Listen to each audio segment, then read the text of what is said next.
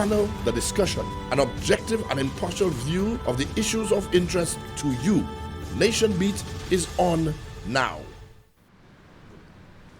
Hello, wherever you are. Welcome to the final edition of Nation Beat for Emancipation Month 2024, during which NTN has been bringing you on a weekly basis the information regarding to the various activities planned by the National Emancipation Committee for the third consecutive Emancipation Month from 2022, 2023, and 2024. Today we will be discussing the matter of today, which is the 31st day of August, the final day of August, final day of the month, but also recognized globally as the International Day for People of African Descent. And preceding this program, you will have seen the documentary indicating the role that Marcus Garvey played in the establishment of what we enjoy today as the International Day for People of African Descent. However, over the next hour, we will not only be looking at the day by itself, but also at the issues surrounding it this year. For your information, the International Day for People of African Descent was observed by the United Nations in 2001. And 21 years later, in 2022, the Permanent Forum, the United Nations Permanent Forum for People of African Descent was established. It's chaired by St. Lucia's Ambassador Dr. June Suma, representing CARICOM, as well as the fact that this year, in December of 2024, will be the final year of the International Decade for People of African Descent that was established in 2015 and is ending in 2024. As a result of it coming to an end for the past year, the forum and hundreds, if not thousands, of activists and active groups around the world have been pushing for a second decade to start in 2025 to 2034. And that is being worked on. But until such time as a decision comes, we will be discussing today related issues, including one, like I said, Marcus Garvey's role 137 years after his birth, which was celebrated here and worldwide this year. We will also be discussing today a film called Messiah, which is a film, the most extensive and expansive film, we are told, on the life and times of Marcus Messiah Garvey. And that film is about to be screened, and hopefully it will be screened in St. Lucia. And we will be speaking today to the producer, one of the producers of the documentary on Garvey's role in the establishment of the day, who is also the president of the UNIA in Jamaica. His name is Stephen Golding, and he's online with us. Also with us in studio is Nkrumah Lucian, a history lecturer at St. Mary's College in St. Lucia. And I'm your host, Earl Bousquet, chair of the St. Lucia National Reparations Committee. And today's discussion is our annual contribution to the observance of International Day for People of African Descent. So without further ado, we will go to Mr. Stephen Goldberg, President of the United Negro Improvement Association, UNIA chapter in Jamaica.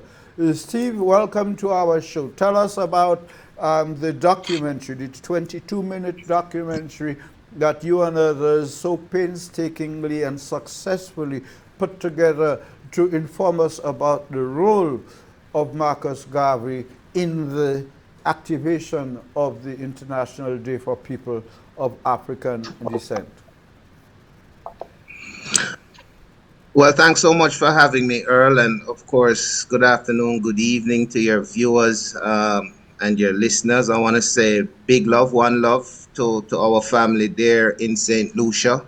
Of course, we are of one blood as Caribbean people and as African descendants.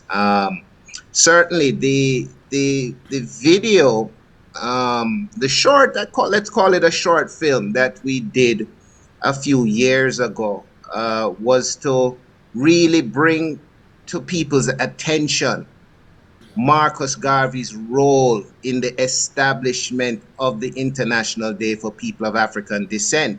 We fittingly titled it, a day that was 100 years in the making. And we, of course, have to say kudos to the various brothers and sisters at the United Nations who helped to make this happen through the Permanent Forum for People of African Descent, people like Professor Vereen Shepherd, who once chaired the Committee for the Elimination of Racial Discrimination, our sister Epsie Campbell, the first female vice president, color or of the Negro race, as Garvey would say, who was elected in Costa Rica a few years ago and who went on to become the first chair of the Permanent Forum for People of African Descent. We felt it was necessary to make that short film to remind people because, you know, Marcus Garvey's work was so far reaching. His work in terms of human rights, his work in terms of civil action for African descendants, his work in terms of African liberation, both in the West Indies and on the continent of Africa. Garvey looms large as one of the first icons of the early 20th century who really fought not only for the emancipation and liberation of our people mentally, economically, and socially, but who was a man far ahead of his time, and therefore it took even 100 years in this case for us to catch up with his thinking and to realize his vision and his hopes.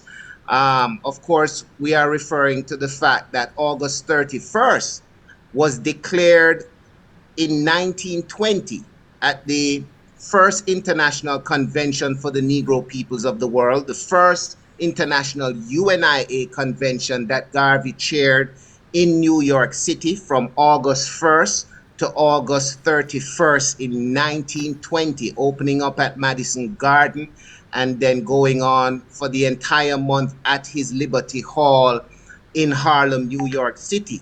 This, of course, was the convention that produced Garvey's Magna Carta, right? The Declaration of Rights of the Negro Peoples of the World. 54 declarations as a race stating our claim to freedoms and rights inherent to every human being, and seeking to dismantle a system of discrimination that existed at that time. Declaration number 53 of those stated that August 31st was to be observed as an international holiday for the Negro race, right? Of course, there are a number of other declarations whose effect we continue to see today, you know, one of them being Declaration 38 or 39, which declared the Pan-African flag, the red, black, and green as the flag of the race. We declared also an anthem, the Universal Ethiopian Anthem. And we also declared the inherent right of Africans the world over right, to claim Africa as their birthplace, as their ancestral inheritance, and so forth. I mean, for 14 days in the month of August, 25,000 delegates from around the world sat and deliberated and debated before putting this document together. It was signed on August 13th, and of course, August 31st was first recognized in that year when the convention closed on August 30th and did not go into deliberations until August 31st, recognizing it as an international holiday for the race. So we in this short film, we saluted the work of the UN, but we also pointed to the origins of August 31st being recognized as a day associated with Africans and African descendants. And we pointed clearly to the work of Marcus Garvey and his first convention in establishing this day. People should know that Epsie Campbell, first chair of the Permanent Forum for People of African Descent, grew up in Costa Rica, in Limon. She grew up around the Universal Negro Improvement Association, Division 300, that exists still to this day, that was established from 1919 and which Marcus Garvey himself visited in 1921.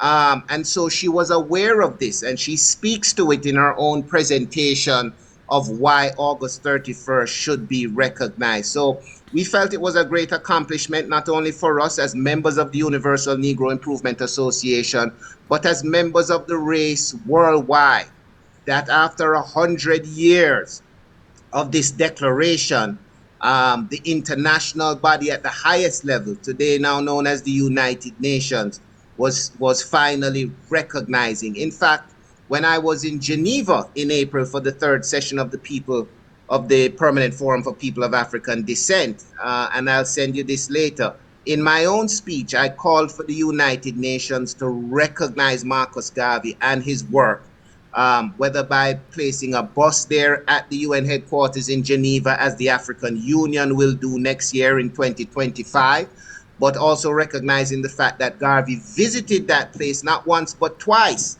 in petitioning what was then known as the League of Nations, not only to recognize the Declaration of Rights of the Negro peoples of the world, but also raising issues such as the passbook laws that were enacted in South Africa as early as 1913. So certainly our Caribbean icon, our Jamaican national hero, a man who punched far above his weight, a small in stature man, only 5'4" tall, but a giant in the world of African affairs, who fought tirelessly and ceaselessly to realize our true place in this world as Africans at home and abroad. Thank you for that enlightening description of what went into the production of the short movie as you described it, and of course in giving us that deeper insight into the contribution of Caribbean people to the enlightenment of the world about the existence of people of African descent. Marcus Garvey did it very early in the 20th century, in 1920, but also late in the 19th century.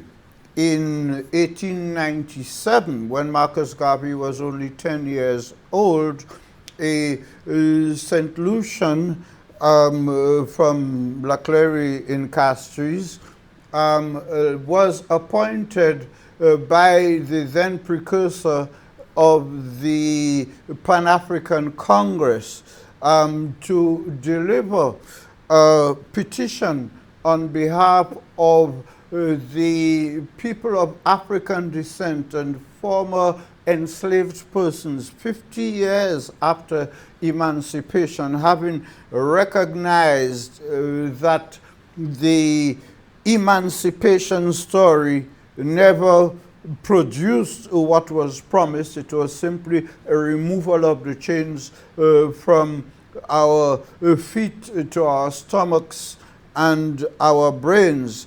And John Quinlan is the name of that St. Lucian, who represented both St. Lucian and Vincentians. He was a surveyor who used to have to go to the United Kingdom.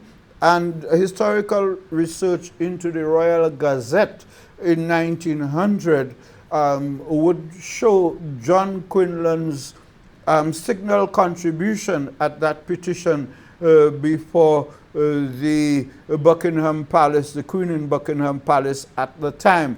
Also with us here today is a local historian, Nkrumah Lucian. Like I said, he's a lecturer at the St. Mary's College, better known as the School of Nobel Laureates, having produced the two St. Lucian Nobel laureates, Sir Arthur Lewis and Derek Walcott. Welcome to today's program, Nkrumah.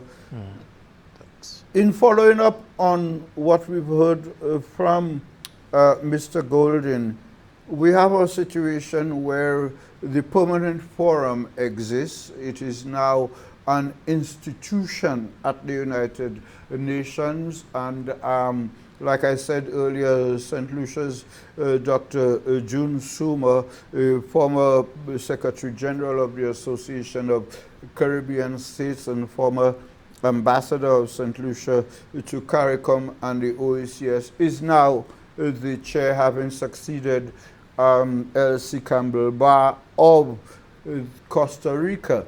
And what we are seeing here, St. Lucia, Costa Rica, Jamaica, at different points, 100 years apart. The Caribbean, what was then called the West Indies, which we, for all intents and purposes, will continue to describe as our Caribbean, has always played a central role in the upliftment of knowledge and awareness of the contributions of people of African descent. The African Union has replaced the Organization of African Unity, and the African Union, which has now entered into a memorandum of understanding with CARICOM for annual observance of Africa CARICOM Day on the 7th of September every year. What we have seen is that the African Union has established what it calls the sixth region of Africa, which we tend to describe as the diaspora of people of African descent abroad. Within that context, what do you think we should be looking at and for in observance of International Day for people of African descent today, Saturday, the 31st of August 2024, but also between now and the next one, and this day next year? Okay, first, thanks for having me on. And what this speaks to is the continued relevance of dealing with issues pertaining to us as African people. The AU, as you mentioned, is dealing with in the context of, our geographical location. But even from the time of Marcus Garvey, there's the recognition that even while we were in different parts of the world, we were affected by similar issues. In fact, that's part of what inspired, the UNIA. And we have, whether you look at even before Garvey, in Europe, I was speaking with Dr. Fergus recently, and he's speaking about the Sons of Africa, who are a major part of the abolitionist movement. So that recognition, we've had that recognition for a while, that African people in different parts of the world are, one, affected by issues that exist in their particular form in their societies, whether we're talking about our impression of ourselves. We spoke about the mental chains that has continued, these have continued to be an issue, or whether we are talking about internationally how we are valued and how issues pertaining to African people are dealt with. Having days like that serve as a nucleus that can direct us to look at those issues, although it should be something that we deal with every day, right? We still today have issues pertaining to prejudices with regard to African people, institutional biases on many levels. We have, whether it be on a language level, we talk about issues of our appearance, grooming, we talk about religion. All of those things continue to be relevant. And the day itself should be a day in which we can give particular attention to those things and also to rejuvenate the will to deal with them on a regular basis. That it's not something that comes up on a day, but that we recognize within our society there's a lot of work to do in terms of addressing the effects of that past and to help reform our society in a manner where African people can play their role more effectively by being able to embrace themselves fully as African while participating in the society. That there does not have to be what they call a double consciousness or feeling that we have to set aside aspects of being African to be part of our society. Yeah, okay, but from the standpoint, like I said to both you and Stephen, we observe today every year. Yes. And like you just said, what is important is not just recognizing the day, but recognizing the continuity between the days. Yes. So that, for example, 137 years after Marcus Garvey was born, we're still learning and trying to learn about him. There are all the songs that have been written about him. Do you remember Marcus Garvey? Burning Spear, etc. Burning Spear. Even Taras Riley's recently sung about him. And what I'm interested in here is the continuity, the link between the days that would allow entities like the National Reparations Committee, the UNIA chapters, to be able to do the historical research and in the periods between the international days to set goals, for example, that between now and next year we want to explain more about, for example, the idea of a decade. Why did the first one not work? What do we expect from a decade? How will a decade assist us? The whole issue of the sixth region. Is it a sixth region of Africa overseas, or is it a region of people in different parts of planet Earth with one common denominator being their African roots? How do we go about ensuring, for example, not only that, like Steve said, 137 years later, or even a century later, to only now be examining when and how we will set up the statues of Garvey at the African Union and at the place in Switzerland, Geneva, where he had visited twice. We also know, those of us who are aware, that Garvey visited St. Lucia in 1937. But how much do we know about that? Garvey visited here. He spoke at the Clark's Cinema 5 nights during 1 week. The Clark's Cinema, the average St. Lucian will not be able to tell you where it was or what it is, but it is where we know to be S&S on Miku Street, the same street as the Catholic Church.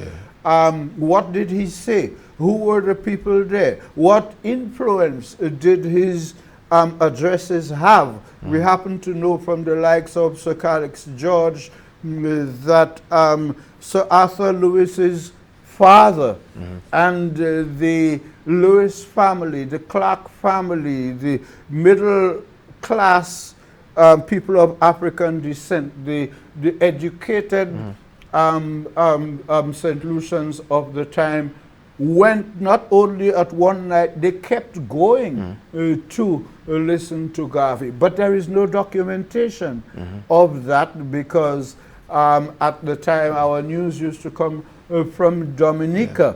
And during this program, we also have an interview, folks, with Dr. June Suma, the chair of the Permanent Forum for People of African Descent. She's in Brazil, and we spoke to her, fortunately, last night. We also have the comments from Mr. Fergus, a member of the Trinidad and Tobago National Reparations Committee, which has been revived and is very active as we speak in, for example, discussion on removing the 3 ships of Columbus, the Santa Maria, the Nina, and the Pinta, from the coat of arms of Trinidad and Tobago. The debate is happening there as to whether the 3 ships should be replaced by the steel band, which was invented in Trinidad and Tobago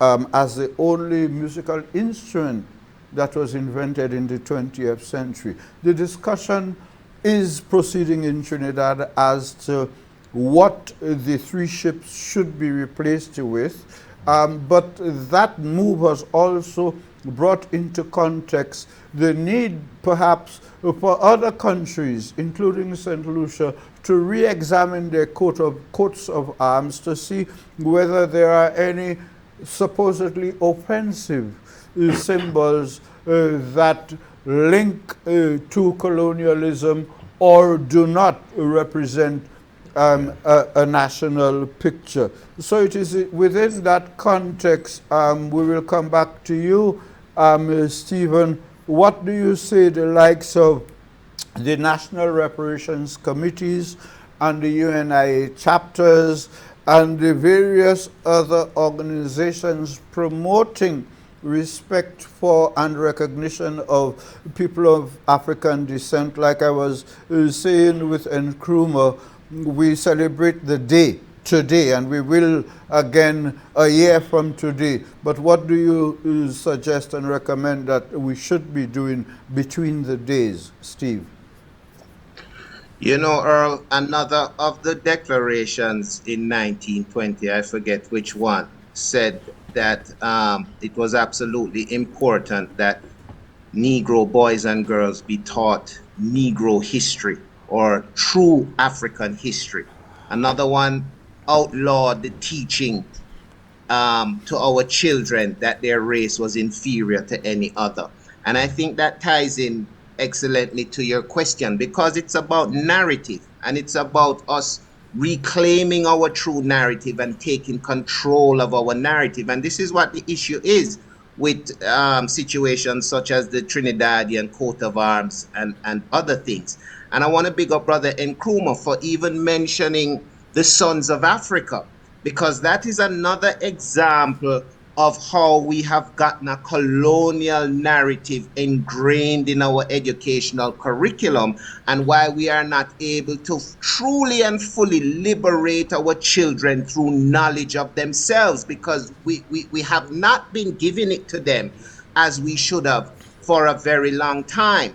You know, how many Caribbean history books and school books even mention the Sons of Africa, which was led by people like Oluwado Equiano, Kotoba Kogwano, and others. This was a group of men and a few women in 18th century London, UK, who were placed in various positions. They were not enslaved there. Some were working in the households of prominent politicians like Wilberforce and Sharp and Pitt and others. But these men and women single-handedly or as a group were responsible for the legislation that saw the abolition of the illegal trafficking in Africans in March of 1807, and which later led to the abolition of slavery altogether. But when I was a child in school in Jamaica, our history books told us the names of Wilberforce. They told us about Granville Sharp.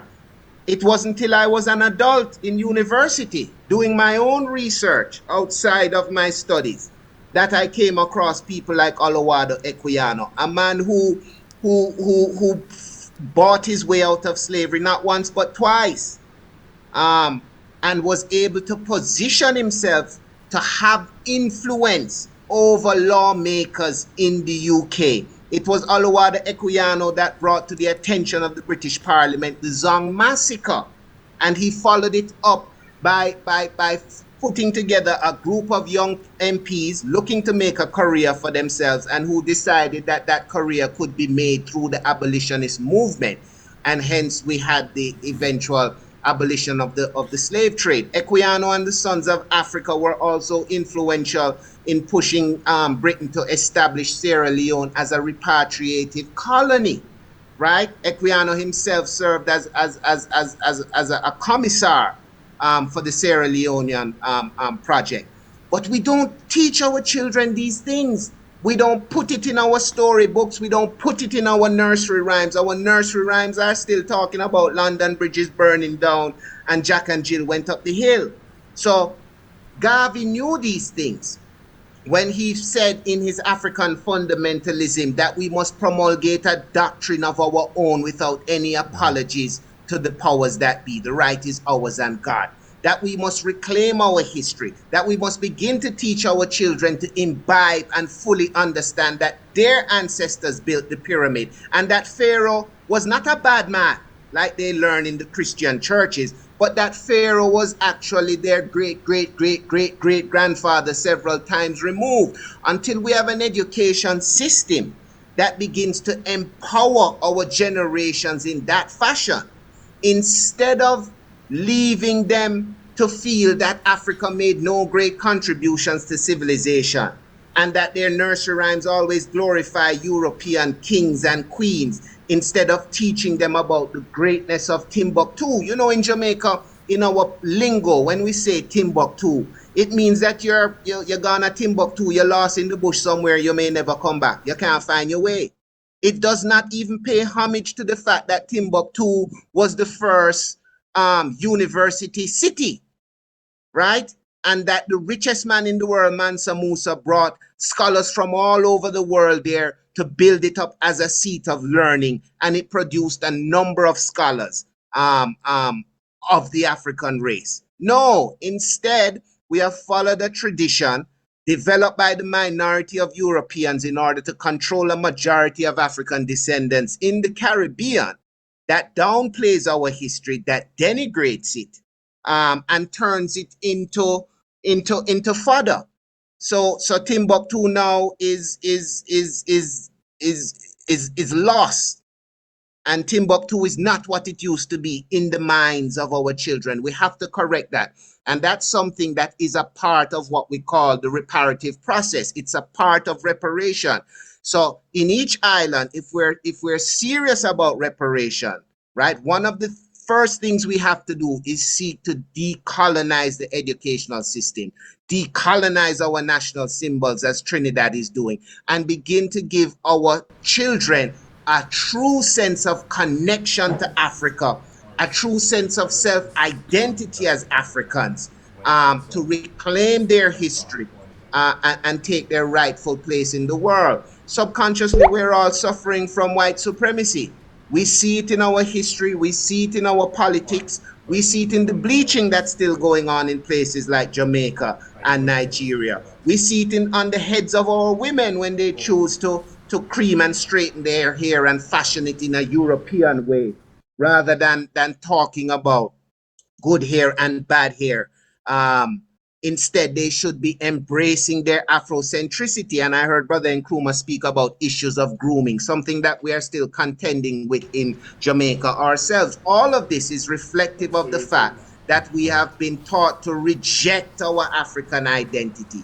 In Jamaica, we had a saying, said, nothing black, no good. I'm sure you all have heard it. If you're brown, stick around. If you're black, get back.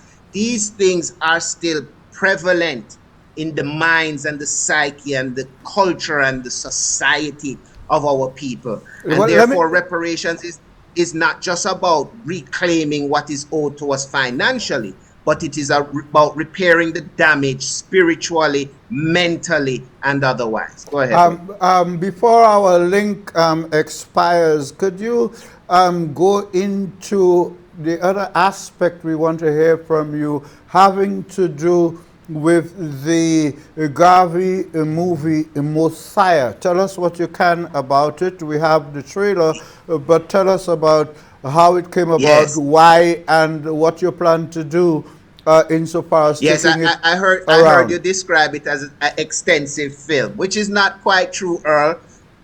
It's a short film, about 40 minutes. It focuses on the years 1922 to 1923 when Garvey was put on trial in the United States. This following his meeting with the Ku Klux Klan in Atlanta, Georgia.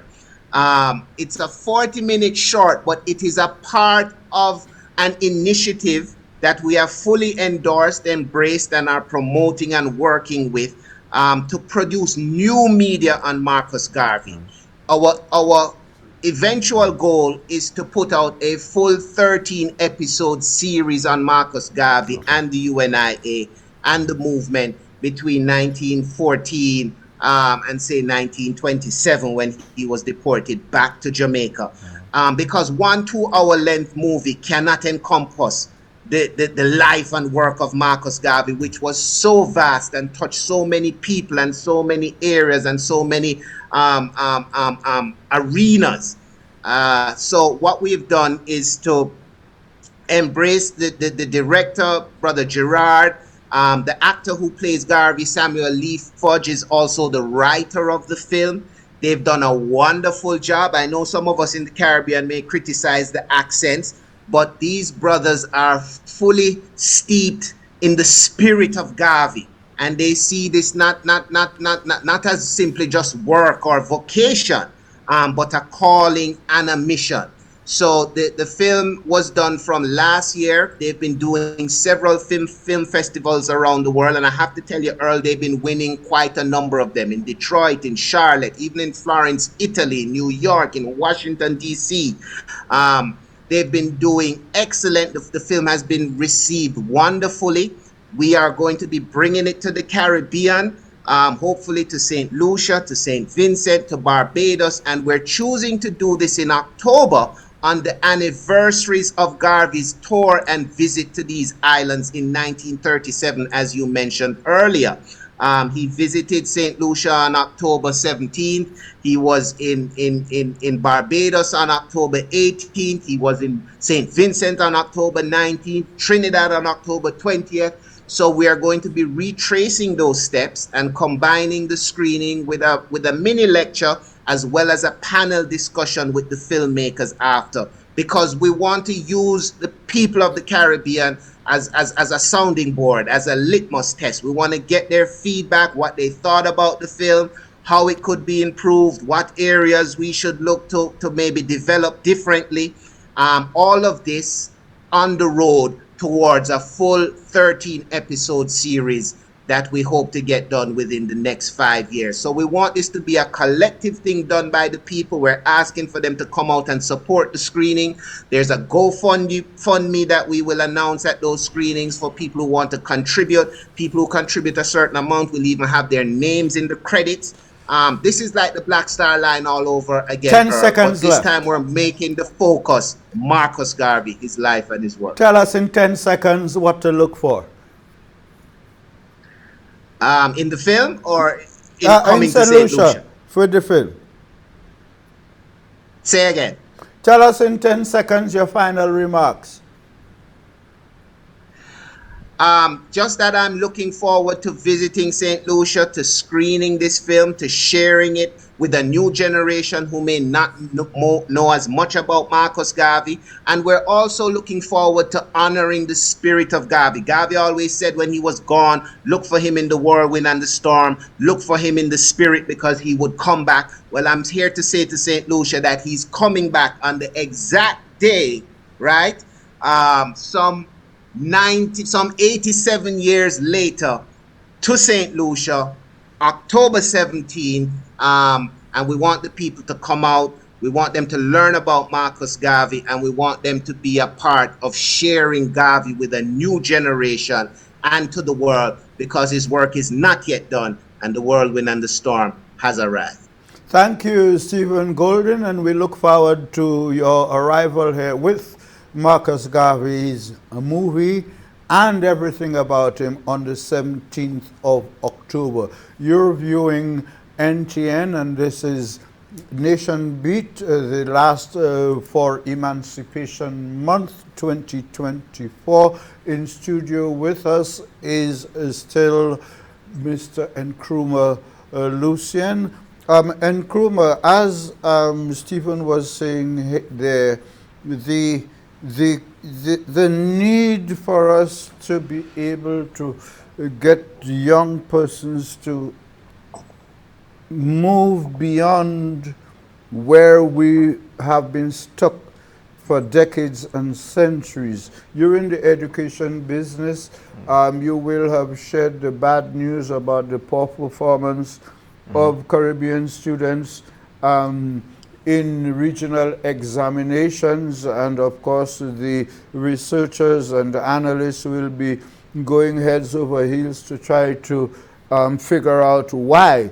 But we know historically that history has become an endangered subject in regional examinations for quite some time, which is why the University of the West Indies had to go on a special mission to save history as an option at the University of the West Indies. Steve talked quite a lot about the need for us to be able to take that history to our students. The Prime Minister in 2021 of St. Lucia, when he first came in and in his very first national address on the 1st of August, 5 days after winning the election, he announced these 3 consecutive emancipation months and indicated that one of the objectives that he would really like to see is to take our history and our language to our schools, secondary and infant schools. Because while I was listening to Stephen about the nursery rhymes that we grew up on, I have a new granddaughter, only 10 months old, and in the cartoons that she's already being shown, they still have some of those old nursery rhymes in not, I can't say new forms, they're just on computer, whereas they used to be on radio. But to what extent does that represent the fact that our work is even that much more difficult now, because the nursery rhymes we are trying to remove from the books are now online, being made available to children even before they can speak or think, but they follow and they're caught into it. So the issue of re-education, I don't know if that's the proper term, but the issue of ensuring that current generations get access to information like the Sons of Africa and the information about Garvey. St. Lucia's Dr. Michael Louis, former permanent secretary in the Ministry of Education, is one of the authorized authors of a volume on the history of Garvey, authorized by the United Nations and UNESCO. We hardly know that. He is here in retirement. To what extent do we make efforts to get him to share that vast and important knowledge with St. Lucians? I mentioned earlier John Quinlan. In the late 19th century and early 20th century, John Quinlan ventured to everywhere else that St. Lucians were. He went to Panama. He went to Cayenne. He went to Cuba. He went to the various places where St. Lucians went to provide labor in order to make that case that he would subsequently present to Buckingham Palace on behalf of people of African descent worldwide. In 1938, Arthur Lewis did the same thing and took a year off from his position as the first black university lecturer on the London University circuit. He took 1 year to go throughout the Caribbean to all of those countries where you had what was called the riots, the 1938 riots. They were really revolts and revolutions, and it is as a result of that tour, at age 23, 24, he, Sir Arthur Lewis, well, Arthur Lewis, W. Arthur Lewis at the time, went around to get that information. So 50 years before him, or 40 years before him, it was John Quinlan. And later then Arthur Lewis, who produced the seminal work, Labor in the West Indies, in 1939, that is for all intents and purposes regarded as the blueprint for reparations, because even though he wrote it 81, 82 years ago, it is still applicable because he provided a methodology, a system by which to assess what we lost and what we should be looking for.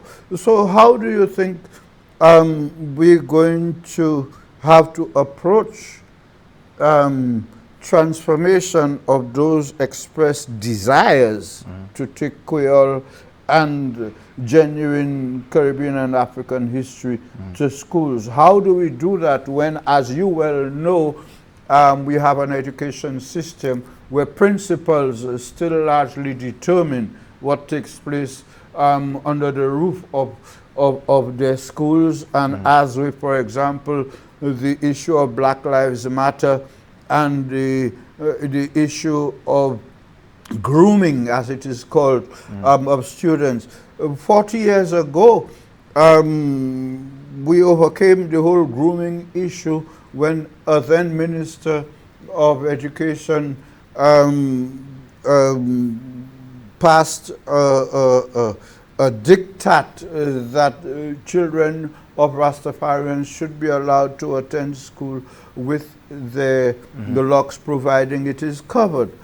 But decades later, the issue is back, not only in St. Lucia, but across the region. So how much are we moving ahead, and how much are we going around in circles? Yeah, okay. So I teach at a top performance school on the island, but we know the issue of, when you spoke about the results, etc., what we are seeing is issues that may have come up before.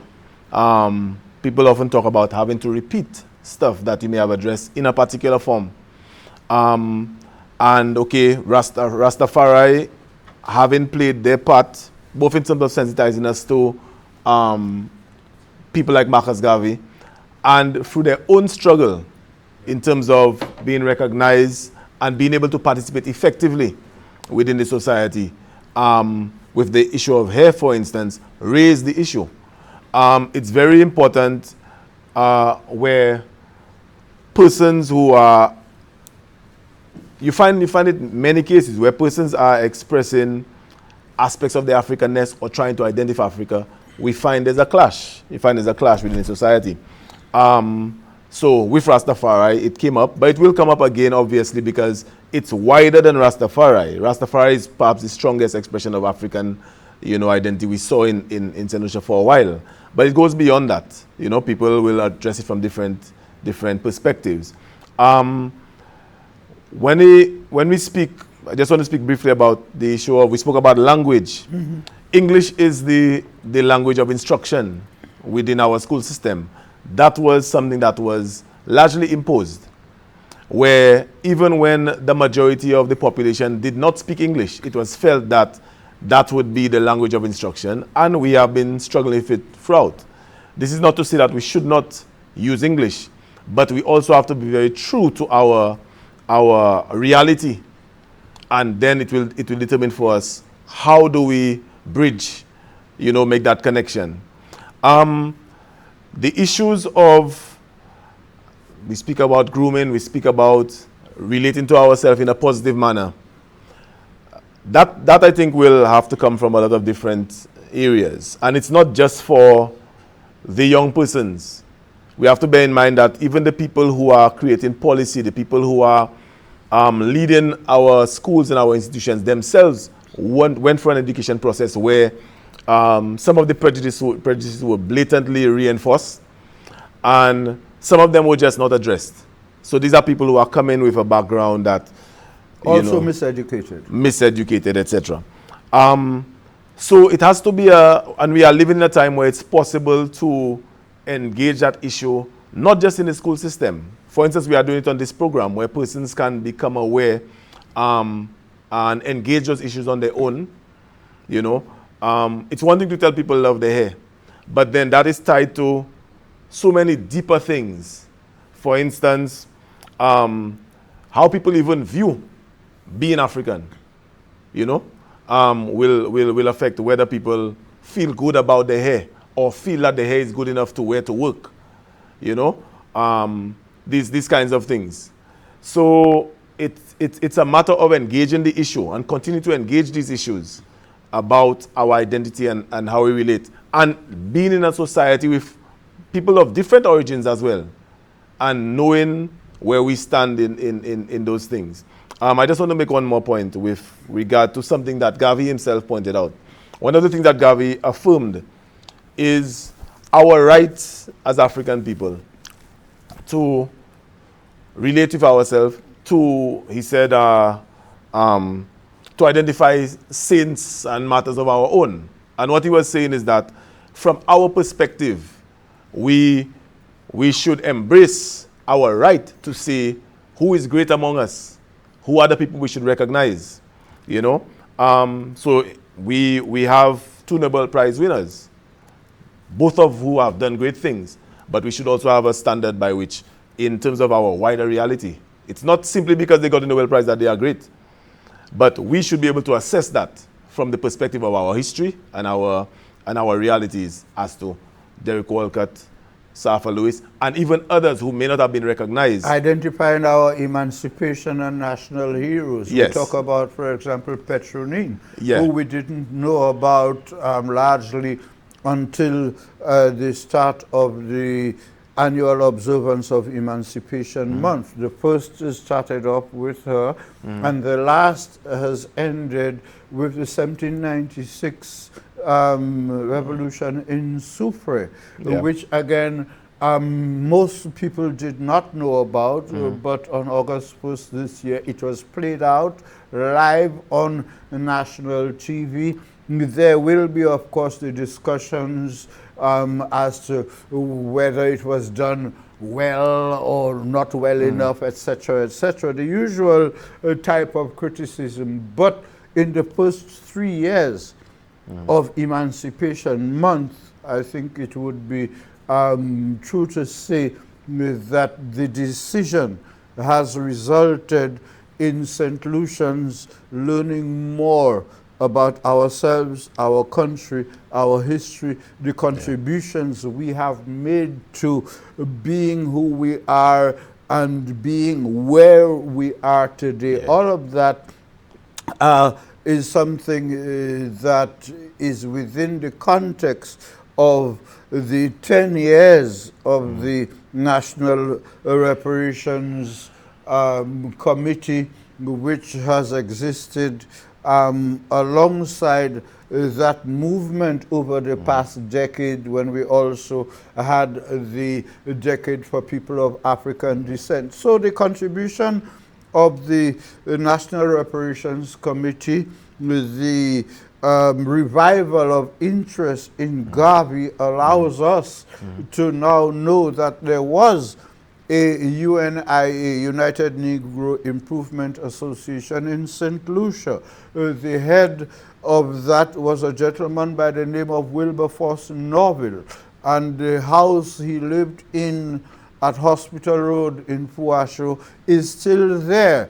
We mentioned already the Clark Cinema where Garvey spoke. We also know that in Choiseul there is a Marcus Garvey Society Hall, which we need to get the proper history of.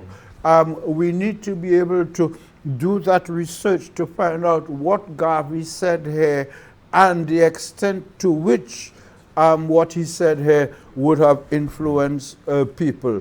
Alors, quand nous avons venu bout programme nous pour aujourd'hui, nous avons dit 7 lycéens avec moun qui comprennent créole ici, avec l'autre pays qui nous bien contents ici, côté NTN, GIS, même Comité national de réparation. Aussi, nous bien contents pour dire merci by M. Stephen Goldin qui parlait de nous sorti Jamaïque. Nous dit merci aussi pour Madame Dr. June Suma qui bat nous en commission sorti juste Brésil à sous pour saluer avec continuer manière nous qu'a observer aujourd'hui à journée internationale pour monde qui sont descendants africains.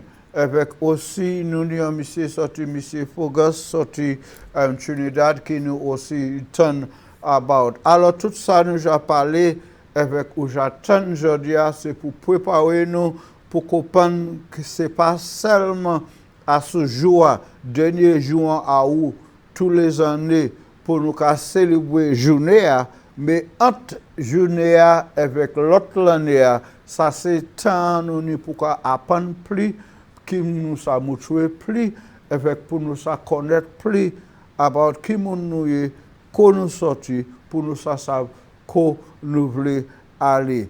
In the final few minutes we have, you may want to give us some closing remarks, and Nkrumah.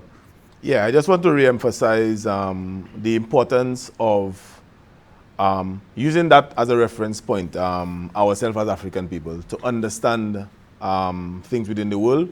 And it's not only important for African people, coexisting with African people in the Caribbean, having a very skewed history that does not properly represent us, can skew how people understand themselves and ourselves and our society as a whole. I think also people should see our connection as St. Lucians of African descent with the wider world of Africans, and the part that that plays. There are a lot of good sources that people can consult now on the on the internet, etc. Local and international historians, etc. People like Sheikh Anta Diop, people like Tony Martin, people like John Henry Clark, that can help us to better understand some of the things that we continue to exist with and practice here. Yeah. Well, we want to thank Nkrumah, and we want to thank Mr. Steve Golding, the president of the UNIA chapter in Jamaica. We want to thank Dr.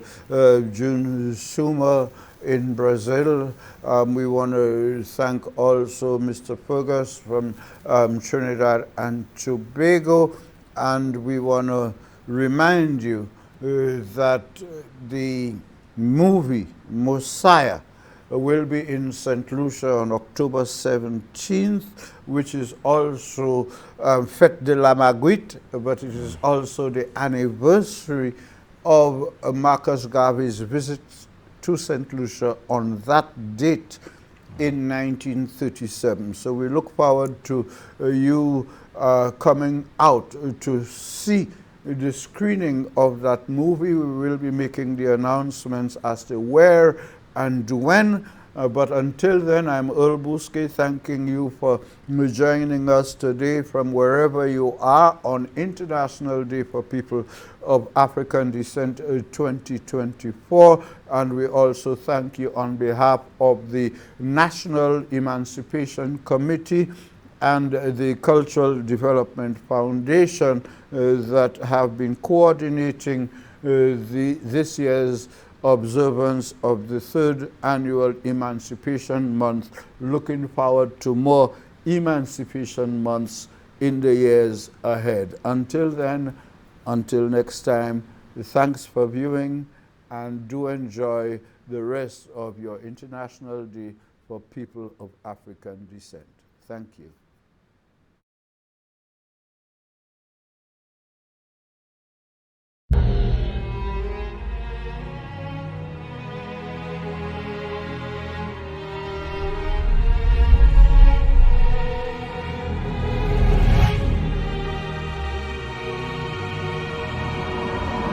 I unequivocally reject the racist assumption of white America's ideology that God created the black man inferior.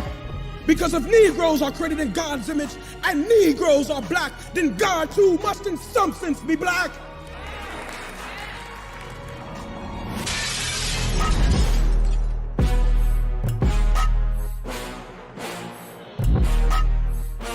It's time to unite our brothers and sisters across the country and sail to Africa. Liberia is calling us now. And what happens when the government tries to stop us? By the time they try it, it will already be too late. They claim to uplift the Negro race, to persuade Negroes to buy shares of stock in the Black Star Line. This trial is politically driven. They want to end the movement by assassinating my character. By not taking the plea, you face a mandatory 5 years in prison. Do you see any fear in my eyes? Who does he think he is? Black Moses? You'd better stop him quick. He's gonna tear this whole country apart. How much longer will you endure the pain and suffering that this country places upon you? Dive down, black men, dive down and dig. Told you I had high marks. You are not the first the system has tried to break, and you will not be the last. The future of our people relies on you. Africa for the Africans!